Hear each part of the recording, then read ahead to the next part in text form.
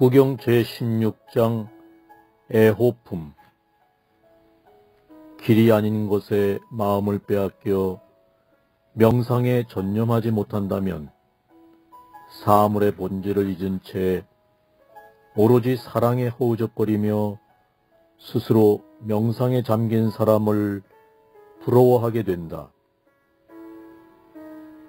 사랑하는 사람에 집착해서는 안 된다. 사랑하지 않는 사람에 대해서도 마찬가지다. 왜냐하면 사랑하는 사람을 볼 수 없다면 괴롭고 사랑하지 않는 사람을 보는 것 또한 괴로운 일이니까. 그러므로 결코 사랑하는 사람을 만들어서는 안 된다. 사랑하는 사람을 잃는 것도 커다란 불행이다. 그 누구도 사랑하지 말고 그 누구도 미워하지 않는 사람에게는 이런 질곡이 없다. 사랑 때문에 근심이 생기고 사랑 때문에 두려움이 생긴다. 사랑에서 해탈한 사람에게 더 이상의 근심은 없다. 또한 어찌 두려움이 있겠는가? 애정에서 근심이 생기고 애정에서 두려움이 생긴다. 애정에서 해탈한 사람에게 더 이상의 근심은 없다. 또한 어찌 두려움이 있겠는가?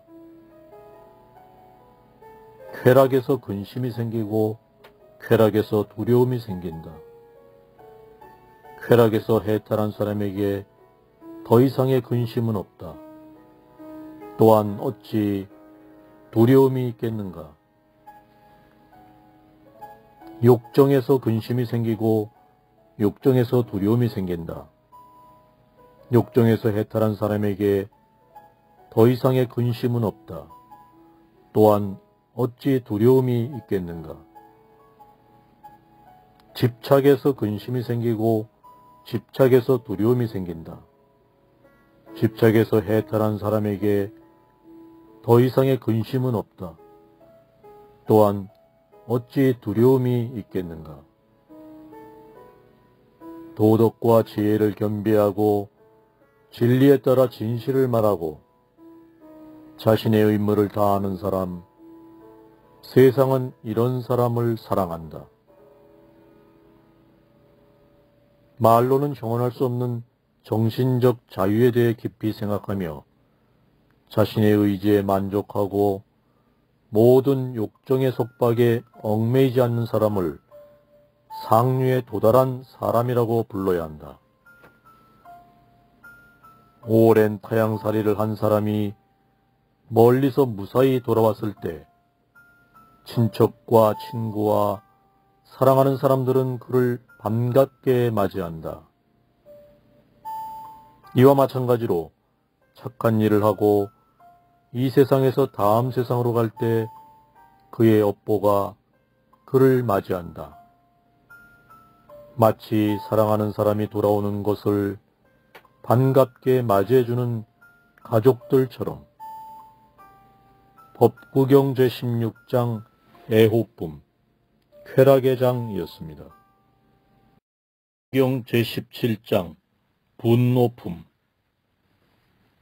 화를 버리고 흥분을 가라앉혀라.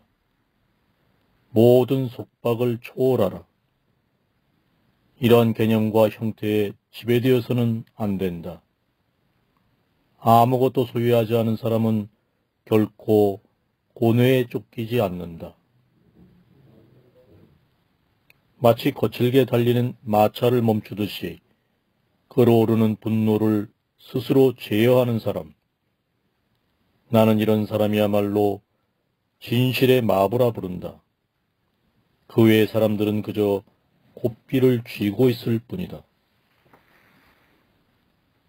화를 이기는 것은 부드러운 마음이고 악을 이기기 위해서는 선한 마음을 가져야 한다.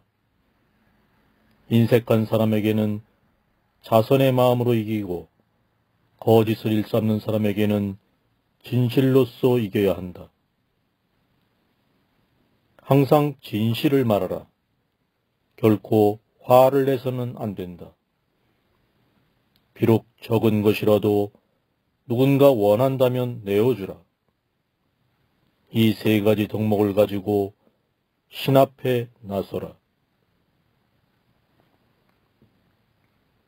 그 어떤 것이라도 상처를 입히지 말고 끝없이 자신의 육체를 억제하고 삼가는 성자는 불멸의 경지에 이른다.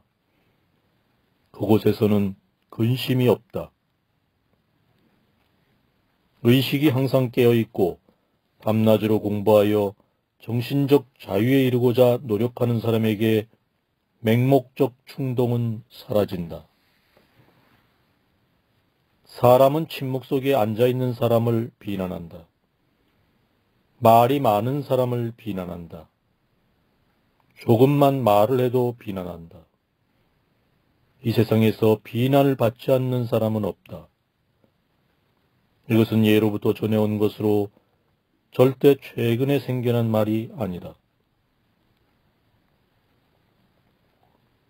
아무 이유 없이 항상 비난을 받거나 칭찬을 받는 사람은 과거에도 없었고 현재에도 없고 미래에도 없을 것이다. 식견이 있는 누군가가 어떤 사람의 결점 없는 행동과 현명하고 지덕을 겸비한 일상생활을 칭찬한다면 순금으로 만든 장식품이 그렇듯 누가 그를 비난할 수 있겠는가? 신들은 그를 칭찬한다. 그리고 최고의 신 범천왕조차도 그를 칭찬할 것이다.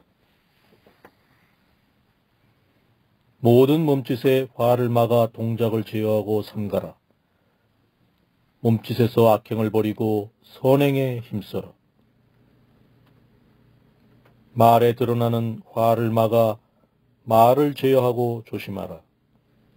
입 밖으로 나오는 거친 말투를 버리고 말로써 선행을 하라. 마음속 화를 막아 마음을 제어하고 조심하라. 마음속 악한 생각을 버리고 마음으로써 선행을 하라.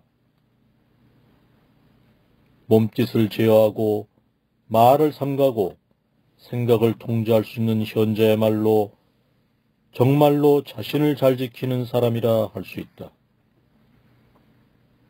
법구경 제17장 분노품, 분노의 장이었습니다. 법구경 제18장 진고품.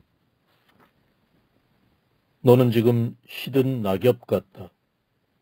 죽음의 사자가 너를 기다리고 있다. 너는 이승에서의 삶을 마치고 저승문 앞에 서 있지만 여행을 떠날 노자가 없구나. 그러므로 너 스스로 너의 등불이 되어 열심히 노력하여 현자가 되어라. 그렇게 더러움을 씻고 죄에서 벗어난다면 천상의 성스러운 곳으로 갈 수 있을 것이다. 너는 지금 삶의 종점에 서 있다. 너는 이제 염라대왕과 점점 가까워지고 있다. 그러나 내게는 도중에 쉴 곳이 없다. 그리고 노자마저 없다. 그러므로 너 스스로 너의 등불이 되어 열심히 노력하고 현자가 되어라. 그렇게 더러움을 씻고 죄에서 벗어난다면 다시 태어나고 죽는 괴로운 윤회의 길에 들어가지 않을 것이다. 대장장이가 은을 세공하듯이 지혜로운 사람은 서두르지 않고 차례차례 조금씩 그러나 끝없이 자신의 때를 벗겨야 한다. 쇠에 생긴 독이 쇠에서 나온 것임에도 불구하고 쇠를 갉아먹듯이 지켜야 할 도덕에서 벗어난 행위는 스스로를 불행한 삶으로 인도하게 된다. 독경을 하지 않으면 기도의 가치가 없다. 가꾸지 않는다면 집의 가치는 없다. 게으르면 아름다움도 더러워진다. 방종하면 수행의 가치가 없다. 부정한 행위는 부녀자의 수치이다. 욕심은 자비로운 사람의 수치이다. 악행이야말로 이승에서는 물론이고 저승에서도 수치스러운 행위이다. 이러한 수치보다도 훨씬 큰 수치가 있다. 맹목적 본능이야말로 끝없는 수치이다. 수행자여, 이 최대 수치를 버리고 깨끗한 사람이 되어라. 수치를 모르고 까마귀처럼 후안무치한 사람, 남을 협박하는 사람, 무례하고 난폭한 수치스러운 삶에 젖어 있는 사람에게 인생이란 너무도 쉬운 것이다. 부끄러움을 알고 항상 깨끗한 삶을 바라며 그 어떤 것의 지배도 받지 않고 흥분하지 않으며 청빈한 삶을 사는 사람에게 인생이란 힘겨운 것이다. 생명이 있는 것을 해치고 거짓말을 하고 남의 것을 취하고 남의 아내를 탐하고 또한 술에 취해 있는 사람은 이 세상에서 이미 자신의 뿌리를 파내고 있는 것과 같다. 그대여 스스로 절제하지 않으면 사악한 상태에 빠진다는 것을 염두에 두라. 욕망과 부정이 그대를 끝없는 괴로움에 빠뜨리지 않게 조심하라. 사람들은 자신이 믿는 것을 쫓고 자신이 좋아하는 것을 따라 베푼다. 만약 이렇게 베푸는 음식에 불만이 있다면 그는 밤낮으로 마음의 평화를 얻기 어려울 것이다. 그러나 불만의 뿌리를 송두리째 뽑아 건전한 사람은 밤낮으로 마음의 평화를 얻을 것이다. 욕망처럼 강한 불길은 없다. 분노보다 강한 집착은 없다. 어리석음보다 촘촘한 그물은 없다. 맹목적 욕정보다 끔찍한 강물은 없다. 남의 허물은 발견하기 쉽고 자신의 과오는 깨닫기 어렵다. 타인의 허물은 왕결을 털어내듯이 발견하고 자신의 과오를 깨닫지 못하는 것은 마치 도박꾼이 자신의 나쁜 패를 감추는 것과 같다. 항상 남의 허물만 들추며 화를 내는 사람은 맹목적 본능만 커져 그것에서 벗어나기 어렵게 된다. 하늘에는 길이 없다. 외적 삶에 마음을 빼앗긴다면 수행자라 할 수 없다. 대부분의 사람들은 허상에 사로잡혀 즐거워하고 있다. 진리를 터득한 사람에게 더 이상 허영은 없다. 하늘에는 길이 없다. 외적 삶을 살면서 수행자가 될 수 없다. 이 세상 모든 현상에 영원한 것은 없지만 부처는 이제 흔들림이 없다. 법구경 제18장 진구품 때묻음의 장이었습니다.